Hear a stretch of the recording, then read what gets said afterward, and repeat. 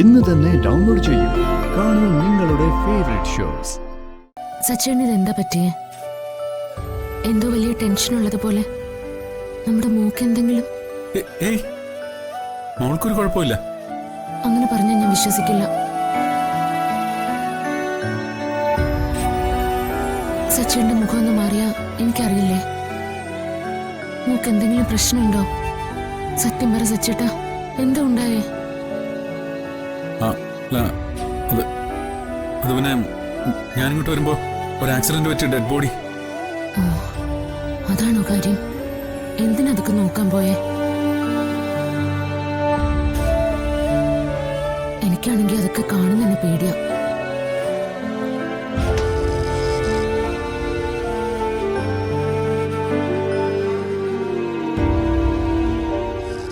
Lakshmi,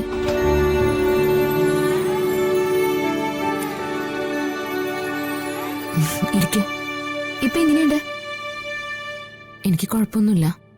സ്റ്റിച്ചിന്റെ pain മാത്രമേ ഉള്ളൂ. അങ്ങനെയൊക്കെ തോന്നും, പക്ഷേ ഡോക്ടർമാർ പറയുന്നത് വരെ ഇവിടെ കിടന്നേ പറ്റൂ.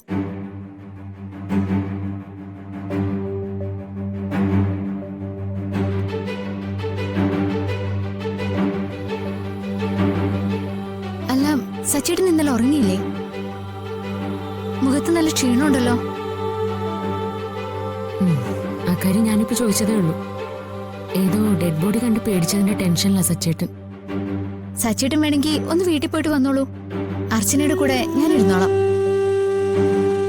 ഞാൻ ഇന്ന് അർച്ചനയുടെ കൂടെ ഇരിക്കാനാ വന്നത്. ലക്ഷ്മിയുടെ ബന്ധുവിനെങ്ങനുണ്ട്? അവർക്ക് കുഴപ്പമില്ല. മിക്കവാറും ഈ ആഴ്ച ഡിസ്ചാർജ് ചെയ്യും. അവർക്ക് എന്താ അസുഖം? അത് ഹാർട്ടിന്റെ പ്രോബ്ലം. സർജറി കഴിഞ്ഞതാണോ? അല്ല, സർജറി ചെയ്യണമെന്ന് ഡോക്ടർമാർ പറയുന്നുണ്ട്.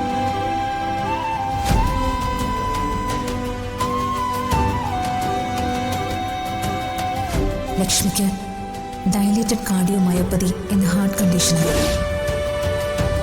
പക്ഷേ ലക്ഷ്മിയുടെ കാര്യത്തില് ഇനിയൊരു പ്രതീക്ഷയ്ക്കും സ്കോപ്പില്ല.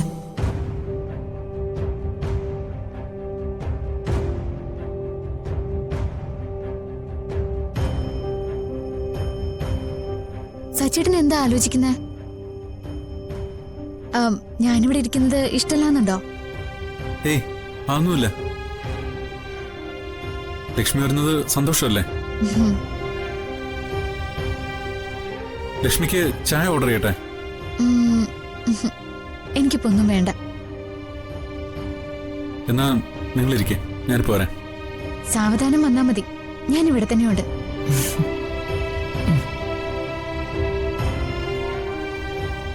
ഈ സച്ചേട്ടൻ ഒരു പാവാണല്ലേ? പാവം. എന്റെ കാര്യത്തിൽ ഒരുപാട് വേദനിക്കുന്നുണ്ട്. ഞാനിടയ്ക്ക് വന്നു കയറി പോയതുകൊണ്ടല്ലേ? അയ്യോ, മതി മതി. ഇനി അതിന്റെ പേരില് എന്നെ കളിയാക്കണ്ട. പിന്നെ വേറൊരു കാര്യം, എനിക്കിത്രയ്ക്ക് ഹൈ വോൾട്ടേജ് സ്നേഹമൊന്നും താങ്ങാൻ പറ്റത്തില്ല. സച്ചേട്ടനെ ദൈവം സൃഷ്ടിച്ചത് അർച്ചനയ്ക്ക് വേണ്ടി തന്നെയാ.